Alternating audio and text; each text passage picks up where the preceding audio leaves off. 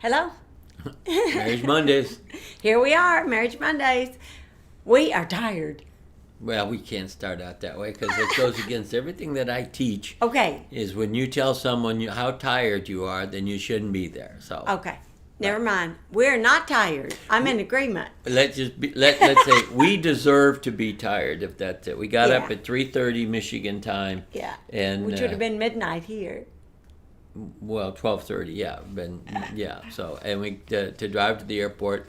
We last week we were in Michigan, as you all know. We had our guest for Marriage Monday with John and Judy O'Leary, and they came on, did a great job. We got a lot of positive comments from that.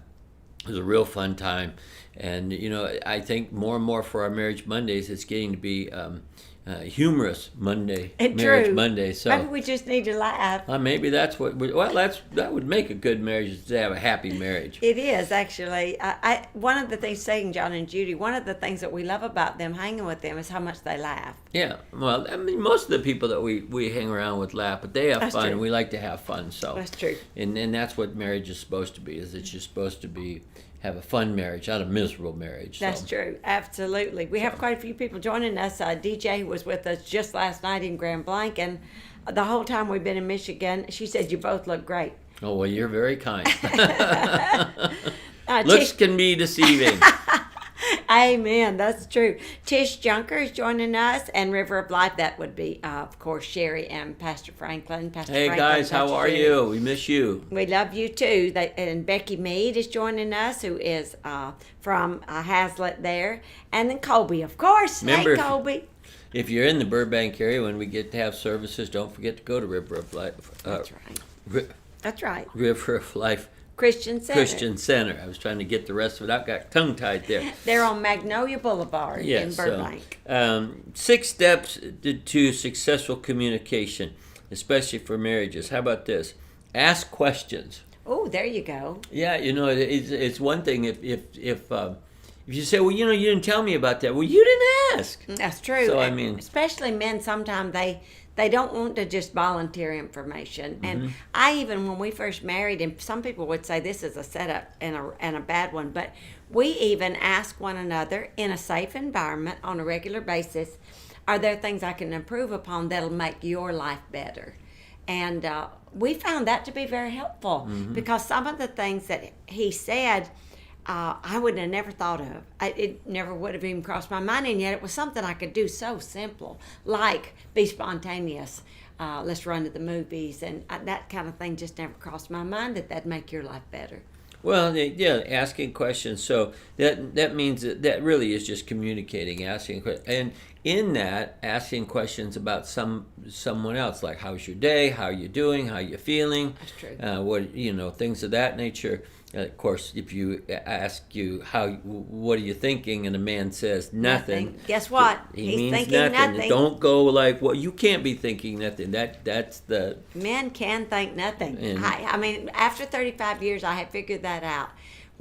And we've said this so many times, but if you say, ask me, what am I thinking? And I say nothing, I'm mad. And a woman is mad if she says she's thinking nothing, because a woman almost cannot think nothing.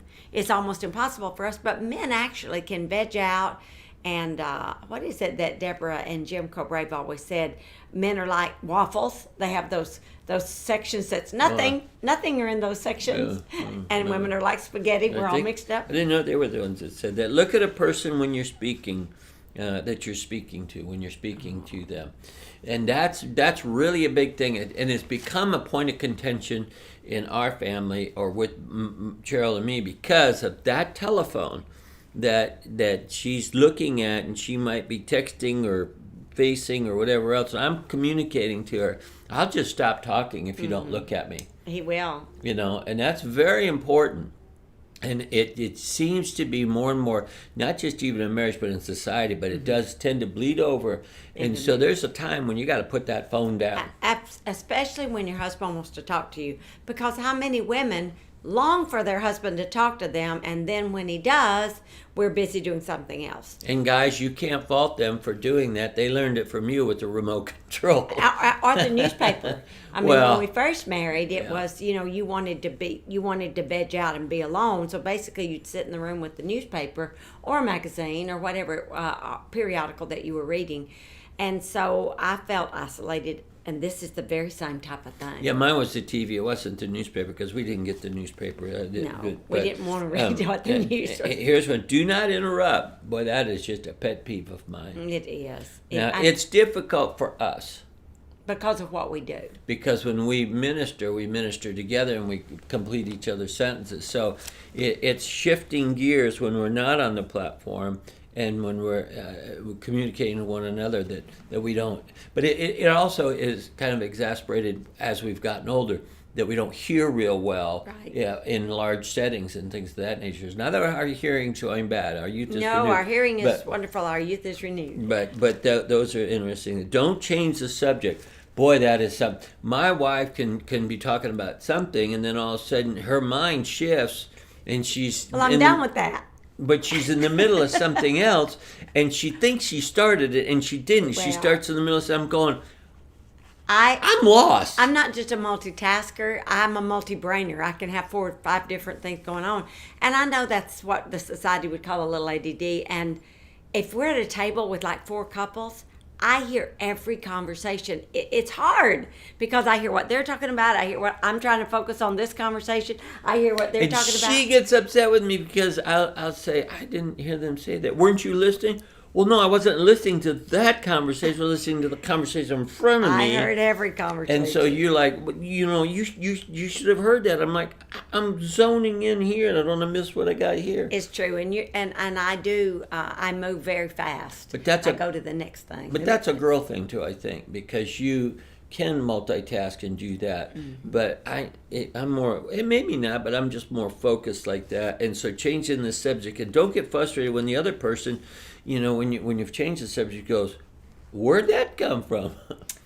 True. Because we just think differently. True. That's right. Oh, here's one. Empathize. Have empathy, and that's a really good one because that's different than sympathy. You read a letter to me today, and someone illness has come back.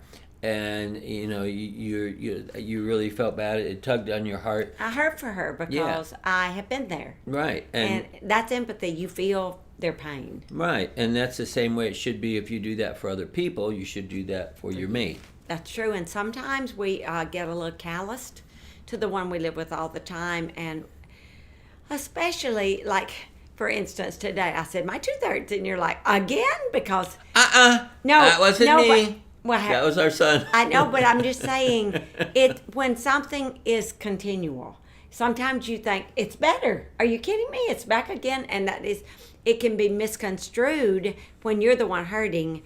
That it doesn't sound like empathy, but he really was meaning empathy because he was like, "Oh my Lord, not again." And so, but my issue is we got to get this thing taken care of, right? And you are. It's a constant thing. It comes up because it's chronic because when you fly, it's in your sinuses and things of that nature. But I could just say, well, then suck it up, but that's not going to help you. You just have, is there anything I can do? And there's really nothing I can do, but that is having some empathy. Respond verbally or non-verbally. Both verbally and non-verbal. Not just or, because sometimes we just need response with each other. Well, we need to respond. Well, non-verbally is when I help you with the laundry. Non-verbal is when I'm outside working, you bring me something to drink. You don't have to say anything. You just know if there's a glass of cold ice water sitting there. Mm-hmm. That's non-verbal communication. Mm-hmm. That says more to me than anything else. And if I do something in the house for you, that means more to you than anything else. And that statement said respond non-verbally. So let's think about that. When you do this, when you touch me, that's a nonverbal response. The other night, we went to sleep holding hands. Mm-hmm. That was so sweet. That's nonverbal response. We're responding to one another, but we're not using words. So what is it we used to always say? Witness all the time, and when you have to, use words? Yeah. Well, love all the time, and when you have to, use words. Because love can be can so easily be felt as well as heard. So they were ask questions, don't interrupt, don't change the subject, empathize, respond verbally and non-verbally, and look at the person when you're speaking to them. Those are just a few little things that will help in your communication process at home and with anybody really, but at home it really helps us, especially. That works in business, that works in relationships, that works in the corporate world. One of the things was when we first moved into the home we were at, we didn't have a lot of furniture in it, and it has a real high ceiling. And so you and I were both having trouble hearing each other. And it was at that time we thought, we're not hearing one another. Right. And then because we couldn't hear each other, we kind of got short with one another. Like, I just told you that. And we figured it out. We were frustrated with the words and the sounds. But we figured out that it wasn't us. It was the environment, and so that's an important thing too when you're communicating the environment that you're in. Well, of course, you made my day too, because then he said, "Your desk is too far from me. You're in another room. Bring your desk."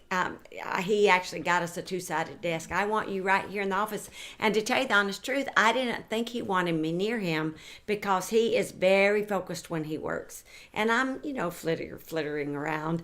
And so I just thought I would do him a favor by being in the other room, but he made my day when he wanted me to be by him. Well, we have to explain that a little bit. I have one piece of paper and I write all my to-dos on it. You have 10 little pieces of paper with a different to-do and all 5 over stacks and on they're the all desk. over the place. Yeah. I'm like, and I'm working on all of them at the same time, too. And see, to me, now that makes it look like you might only have 10 things to do, but that's just an overwhelming pile. Where if I can have it on one small list, it just looks like I condensed that. So it's just the way that we operate differently. And so if I love you and want our marriage to work, I learn to communicate with you the way you like it, instead of trying to make you learn how I like it. Absolutely. We've got a lot of people joining us. Vanessa is joining us tonight. Hi, Vanessa. We love you. Lisa and John Webb from Nixon, Texas are with us. DJ says the nothing box. Absolutely. John and Judy are with us. Says miss you already. We miss you guys. Thank you all for everything that you did and the last weekend and just everything. They're our board members. They support us. They pray for us. There's just not another couple like them that Amen. We're thankful to have them on our board in Amen. Ministry and in friendship. So and in our lives. We really appreciate them. Can't thank you all enough.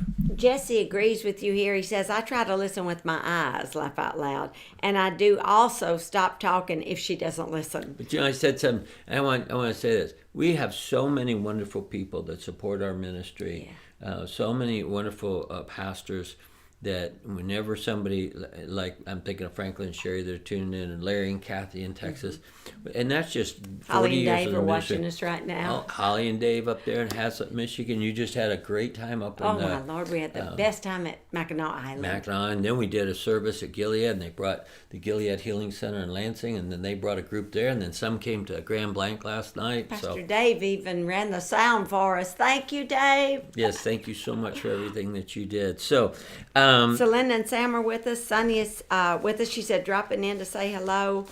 So many. Laura, hi Laura. We missed you so much. Amy Charlie is with us. John and Judy said you guys are the easiest guests ever. Thank you very much. It was back. What is it you that says you don't have to mean it, you just have to say it? Judy, I sure do miss you because we had for dinner tonight frozen egg rolls and rice. I did make the rice in the Instant Pot too.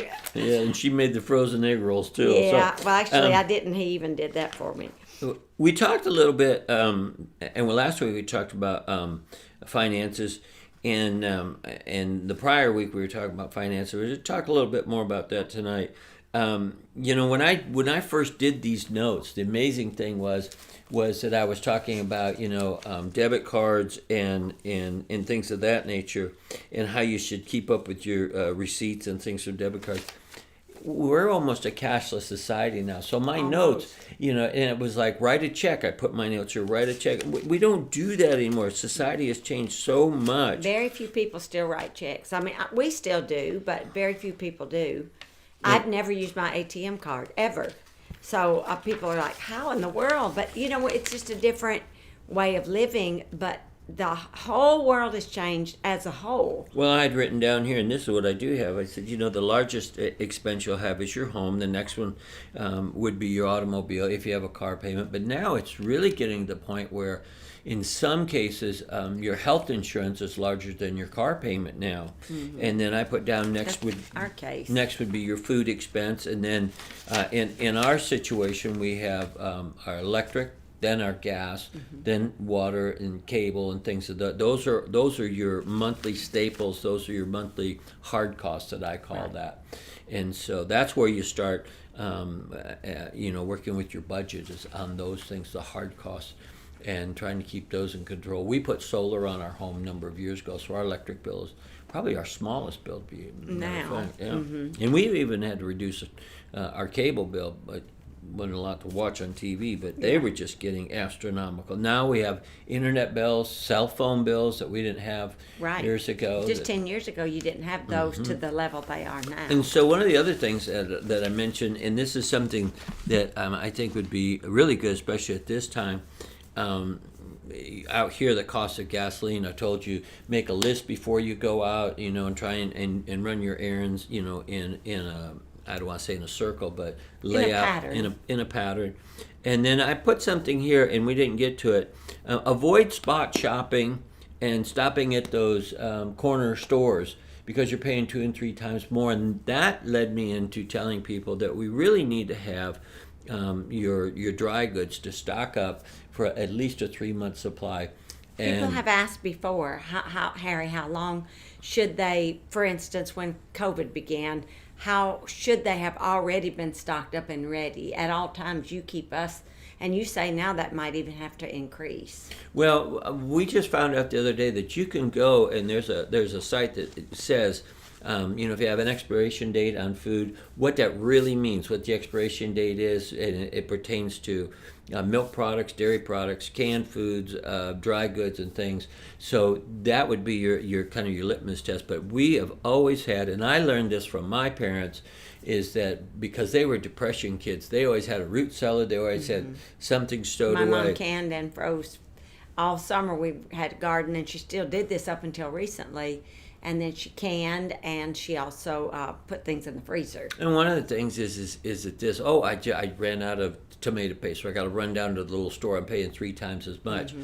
One of the ways that I'll tell you and things of that is that if you can go to the store and they have a 2-for-1 or they've got a sale, then take advantage of it and put it on your shelf. And then you don't have to go buy it at full price. So it's kind of that rotating type thing. You always have 2 mustards, 2 mayonnaise, 2 ketchups, all the condiments. You have because when they go on special, I'll replenish them. That's when you get instead them. of saying, "Oh, I ran out." Now you got to pay the full price to run down to the little store down there. Right. When things are on sale, but we don't necessarily use them, you don't buy them. But if there's something we're going to use every time, then they go on sale. Well, don't buy something just because it's on sale if Right. you're never going to use it. That's the worst thing that you can do. Yeah. Right. But if you're going to use it, you know you're going to use it. You know Right. you're going to eat the peanut butter. You know and they go on sale. That's when you get it. Yeah, and so. And how many days? How many days should a person be stocked for? Well, I think that if everybody would add 90-day supply now with this COVID, we learned. I mean, they were running out of everything, waiting in line, everything else. We had our little supply. Our children had their little supply, so we didn't have to run down there and stand in line. And when things began to calm down, we replenished our things. So, Right. I say a 90-day supply, but it's all up to you. We've done that also because having grown up where John and Judy and Holly and Dave are in Michigan, you get snowstorms, in the Midwest. You get the snowstorms up there. Out here we get hurricanes, the earthquakes. You got to be prepared in Where case I'm something. from, in Mississippi, hurricanes and tornadoes. When I lived in Florida, we had hurricanes, so we always were taught to have something on the shelf. And you don't have to do it all at once. You just begin to build up that little. Just start. Every time you go, just get a few more items that's at a good price, and then just start building up your pantry. And if you don't have a pantry, you took one of our bedroom closets once the children all moved out that we weren't using, and you put the dry goods in there, just so you have a place to put them, and they're not piled up. No, and they're sealed and things of that nature. And so, and talking about food, that was one of the other things. Is if you are in debt, or you've gotten yourself in a place of debt, the credit card debt is just very difficult, to overcome that. But you just start making headway on that. But I always say this about debt: if you've got to work 2 and 3 times harder, and to pay something that you couldn't afford in the first place, someone talked you into the car, like we talked about 2 weeks ago. They move you up gradual. Well, it's only an extra $30 or only an extra $50 or the house payment. Next thing you know, you're working harder. You're spending less time at home. You're not getting as much sleep. You're probably grabbing food on the run. So now what are you doing? You're neglecting your kids. You're neglecting your own body. So next thing you know, now you might have to deal with getting your kids out of trouble. It costs you more money. Now you're neglecting your body. Now your health cost is going to go up. So the debt is just a killer to people today. Now, if you have any questions, please answer. Ask us questions. I will relay the questions to Harry. But here's something that you have really gotten it across to me, is that first of all, in your marriage, find where your strength is and stay in your lane. For instance, finances is your great strength, and I stay out of that lane. Yes, but I wasn't bad at it. No. I don't mean that. Yeah, but when you put CE next to the balance in the checking enough. account, that's CE, close enough. I have gray hair thinking about it. Hey, I had plenty of money. That's all that mattered. But we discuss major purchases. We discuss we agree. anything out of the ordinary. Right. We discuss that, and so we come in agreement about that. And that's something that you really need to do in your household.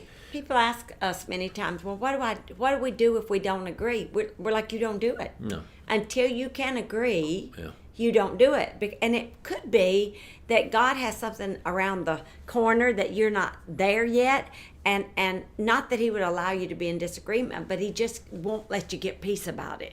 And many times it's because he's got a sale, or he's got just the thing you're looking for, and you haven't quite found it, and maybe you're settling for something, and he's trying to wait. I've got the great thing for you, but you need to be patient. We have a great example of that, and it was lack of communication on our part, but we had a little extra money earlier this year, just a little extra money, and it's kind of like it's our shoebox money, or whatever you want to call it. But we had a little bit of extra money, and I went out and they had exterior lawn furniture on sale.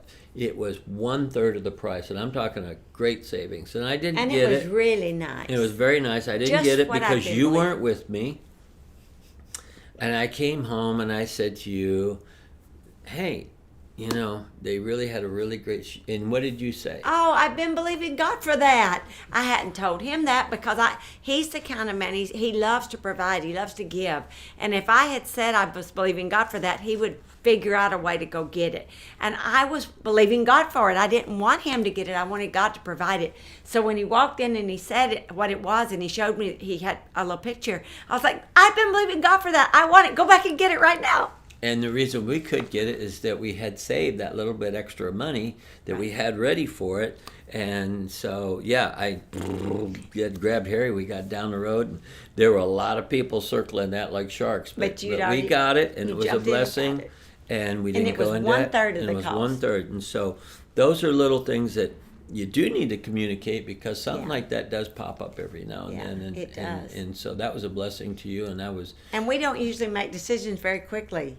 Then that's why you didn't just purchase it, because we are very slow to make a decision on a lot of things. And so that's why he was surprised when I said, oh, I want that. Mm-hmm. Because we live on a golf course, and so our backyard is kind of part of the house, but we have not put a lot of money into it. And so it was nice to have some nice furniture on the backyard. Especially with the grandkids and everything. And there. Any questions that you got there? So far, hi, Miss Kay. Thanks for joining us. agreement is a necessity and right. Yes, it is. God has other provision in mind. Just happened today for us. Isn't that the truth? Yes, our son said to us tonight, just as we were coming out, Harry said, "You guys should talk about agreement. You should talk about unity. That's your number one. That's your number one message." And honestly, that's no matter what the topic, we're going to talk about agreement, because even in finances, agreement is the key. No matter whether you have a little or you have a much, finances, all that matters is the agreement part, because you don't want to get in disagreement over, you always use that in illustration. Let's say we're tithing and we're believing God for a blessing, and then we get an unexpected blessing, and you were believing God for, you wouldn't, but I'm just going to use this as an example, a boat or a golf cart or whatever it was that a man would believe God for. And then I was believing God for a new refrigerator. And the blessing came, and we were like, "No, I've been believing God for this. I'm going to get a new refrigerator." And you're like, "No, I've been believing God." So that's why you've always said, and you've said it tonight, that you should share what you're believing God for, and you should agree on the next blessing. This is what we're going to do. Yeah, and one of the other things that I touched on and I had it in my notes here was that I was talking about if you've gotten yourself in debt, or you have to be careful not to get yourself in debt, and then the things that come, your health goes, and then your kids, you might not be spending time with your kids. And here's the worst part of it, is that if you just have too much money at the end of your money, one of the things people tend to do is they tend to stop giving to the church. They stop their tithing, which is the worst thing you can do. And you can't, if you cut off your source, which is God, then how do you ever think that you're going to get out of debt if you cut that off? Right. We need him in the covenant. Absolutely. We need to stay in covenant with God, because he is our provider. He is our provision. And so even when we can't, he always can. Even if we don't have the resources, he does. And if we stay in covenant with him, he will always be there for us. And saying that, be careful that you don't write your tithe check out when you pay your bills. Yeah, because of the way you think about it. Yeah, because you pay your bills. They're a debt that you have to pay.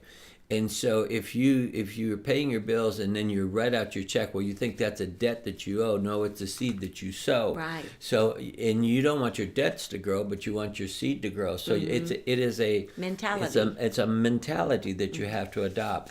Write the tithe check out, then take care of the bills. One of the things we do is we just put our monthlies on auto pay. Right. And then we never get any late payments or anything of that nature. And then we still write checks for our tithes. And we pre-tithe. Yeah. We tithe before we receive. Yeah, we talked about that. We pre-tithe. So we tithe on what we want to earn.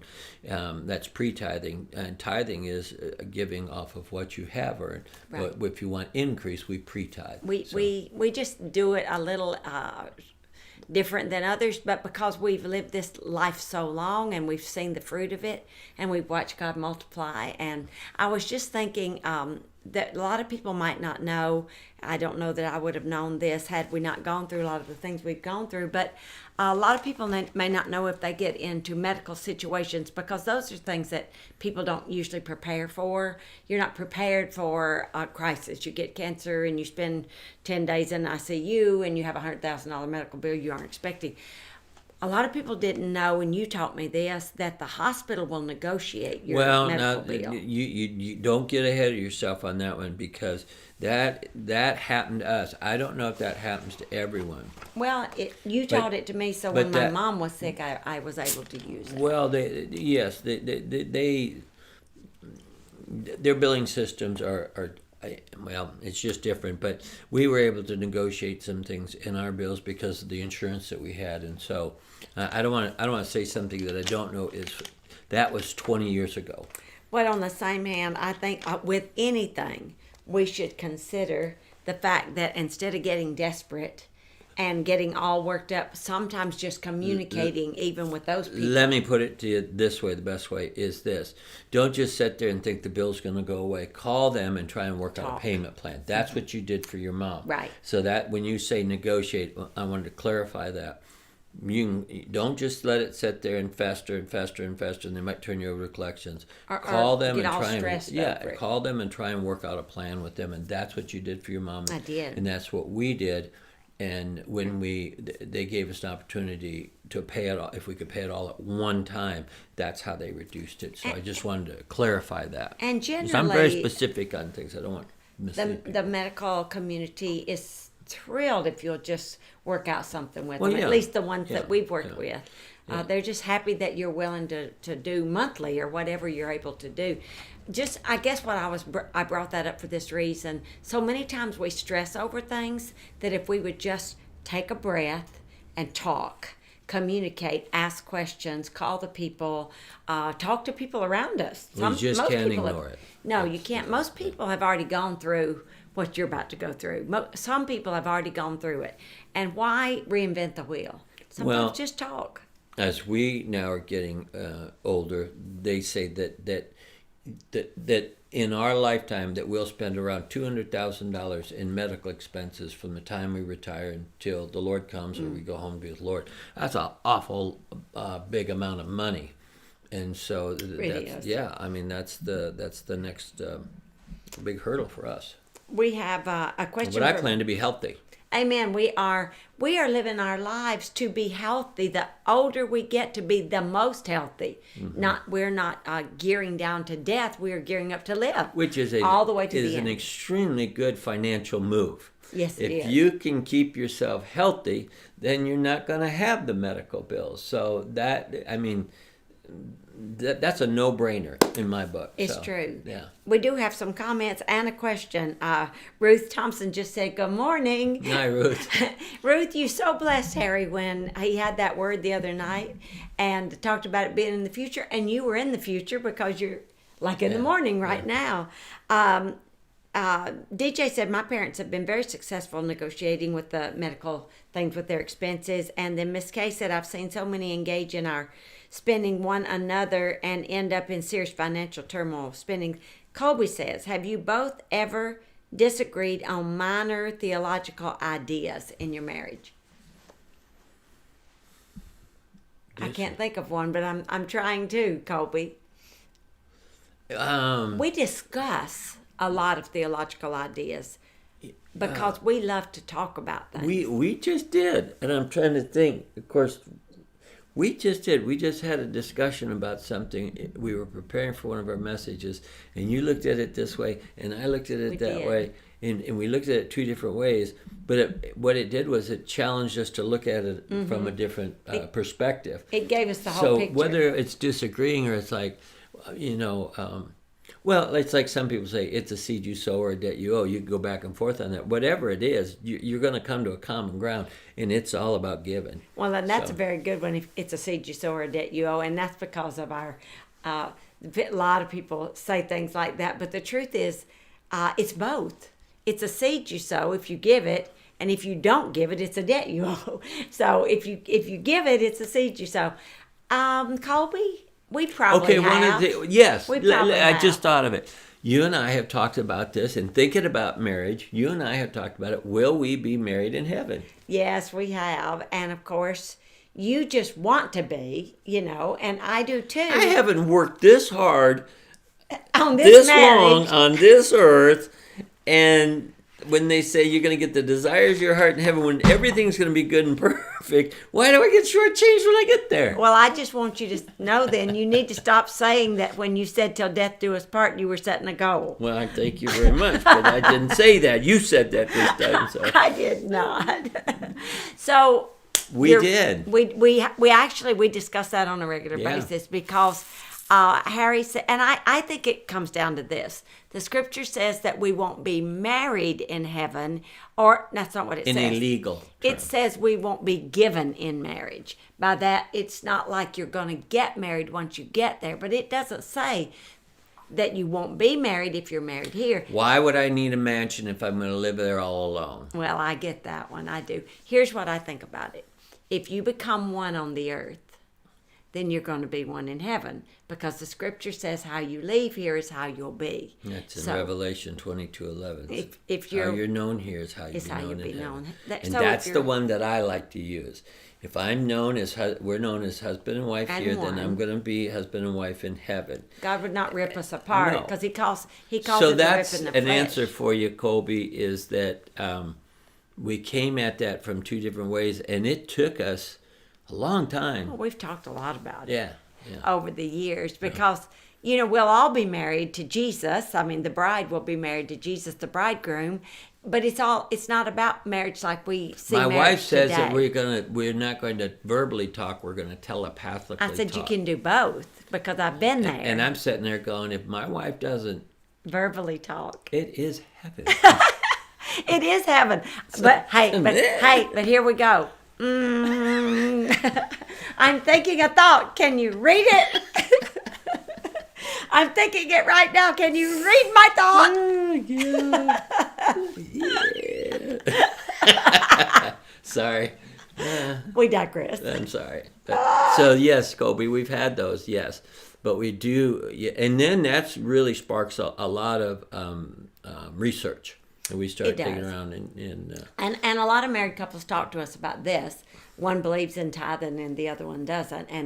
And we always tell the one who believes in it the same. Whatever you're responsible for financially, then that's what you can tithe off of, because then you don't want to bring disagreement in your marriage. God would not bring disagreement in your marriage over one of his principles, because tithing's not a law, it's a blessing. It comes with Abraham, it comes with the father of all blessing, and it's covenant.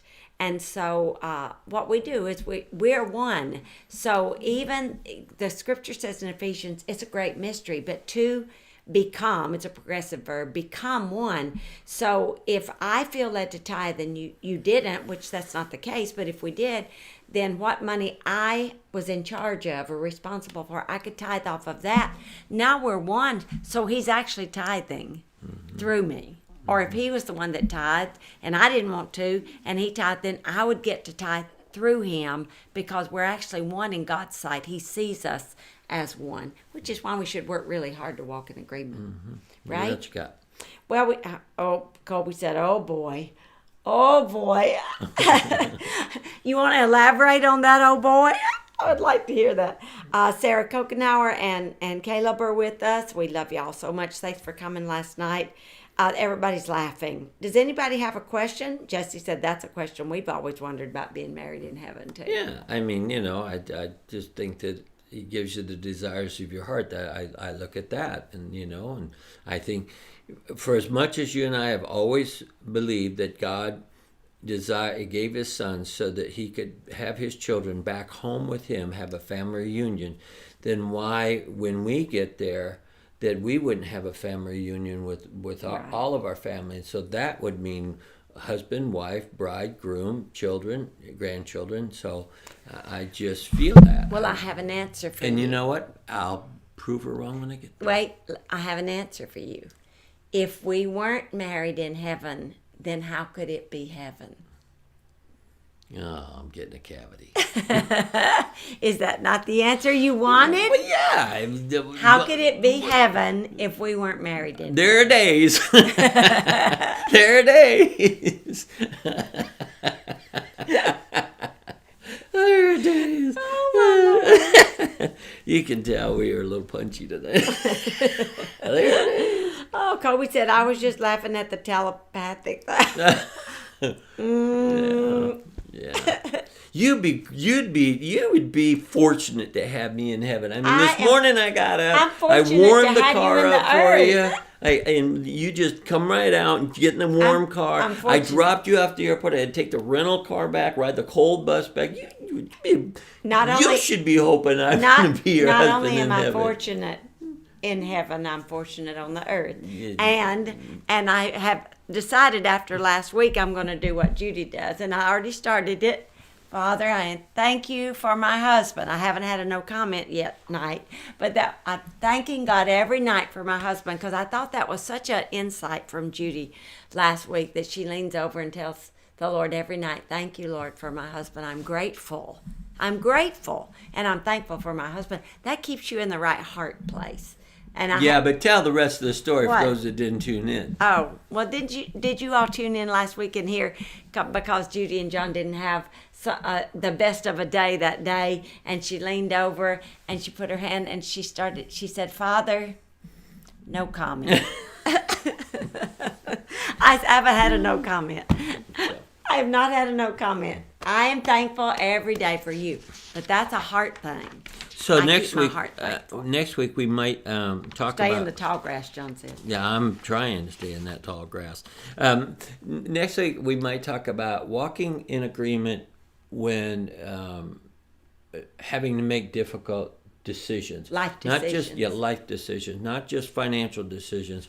But Harry dropped that in our spirit today. So Difficult life decisions. how do you walk in agreement when you're faced with life's decisions? You know, I mean, because when we relocated from Oklahoma to where we are now, we had to get an agreement, total agreement about it. And so maybe we'll talk a little bit about that next week. And what that does. Because that's the further away beauty of from your that. mom. That's what the beauty of that is, too. Well, yeah, I mean, and then how it worked out timing-wise for us as well. So Absolutely. You have any more questions? Oh, we got people saying, I'm so grateful for my husband. Amen. There And you the go, husband Judy. should be saying, I'm so grateful for my wife, too. You should be saying that, hey. Hey, say it. If I have to beg him, it doesn't really matter. What does John say? You don't have to mean it. You just have to say it. well, I wasn't real grateful when I'm riding that cold rental car bus this Oh, morning. you You were are- all snuggled in. I was so nice Yes, and I'm warm. grateful for my wife. We're both very grateful. Boom, boom, boom, boom, boom. We're very grateful. John said it's a trap. It's a trap. It's a trap. One question. Savannah says, how do you prepare without missing out on the present? Oh, Savannah's single. So she's saying, how do I prepare? Do you mean for your mate? Is that what you mean, Savannah? Are you for your future and your marriage and not miss out on where I am right now as a single person? Well, I'm grateful for my future husband, she said. for me, when Cheryl and I got married, now I'll tell this from my standpoint. I had already purchased a home. I had china, dishes, towels, bedding. Everything was there, and there was an empty closet. I had got it all set up. All I needed was you to move in, and that was my seed. But you were enjoying your present life, too. I enjoyed my present, but I was prepared. I lived in the present, but I was preparing for what was going to come in the future. And I had that with expectation that it was going to come because I had set it all up expecting that was going to happen. And little did I know it would happen, just like that, 6 weeks, And the beauty of that you did and what you're talking to Savannah about is that you get into an expectation and you're never going to have what you don't expect. A woman can talk about being pregnant all of her life, but she's never expecting until she's pregnant. So if you are looking forward to being married at some point, you need to be preparing, like you're saying, and expecting. And what I heard when you were talking was, it also keeps you from being, as we get older and we're alone longer, we become more and more self-focused. But if you're focused on your future husband, your future wife, then you're not so self-focused. You're preparing and planning for the future. So yes, you should be preparing and planning, and you won't miss your present. You're not going to miss it. No, I lived every day. I enjoyed my every day that I had with my friends and doing what I did. And then the Lord brought you across my path. And so, basically it was just like, I prepared a place for you. And that's what I... Very, very Jewish husband thing there. Just what the Bible teaches about the husband goes and prepares a place. As Jesus said in John 14, I go to prepare a place for you. And if I go, I'll come again and receive you unto myself. You really did all of that, probably not even knowing that Jewish culture at the time. You were doing that just being led by the Spirit of God. Probably. So, yeah. Well, I just want to end with this statement, and you can end however you want to, but I just want to end with saying, have a grateful heart. That's what we are really working at as after 35 years of marriage, that we just stay grateful for one another and thankful for one another, and as our kids say, don't sweat the small stuff. Just enjoy the moments and the times that we have, planning for the future, but being grateful. And that keeps me in a right place if I stay grateful. Keeps my tone right, keeps my attitude right, even when we're very tired and been up almost 24 hours. That's right. I really don't have anything more to say on that other than any more comments. And then we are going to do Thursday prayer. Now you're leaving again Friday. I do, so I'll Okay. be here. So okay, so we'll do. I'll be doing here Thursday for Sorry, prayer. we missed Thursday prayer last week. We just had a lot of things going on, especially being on the road. We're working the kinks out of some of these things. So Yes. but It is. We have one last question, but I think I'm going to save it for prayer. Miss Kay, I'm going to save that question for our prayer night on Thursday night because I think it has a lot to do with prayer. So if you will tune in back on Thursday night, we will talk about no memory in heaven of earth. If no tears or sorrow must be if we have unsaved loved ones, what are your ideas regarding that? We'll talk about that on our prayer night. Okay? We love you all. We're thankful for you. May the Lord bless you and keep you and make his face to shine upon you and give you peace. I am thankful for you. I am thankful for you. And we are thankful for you.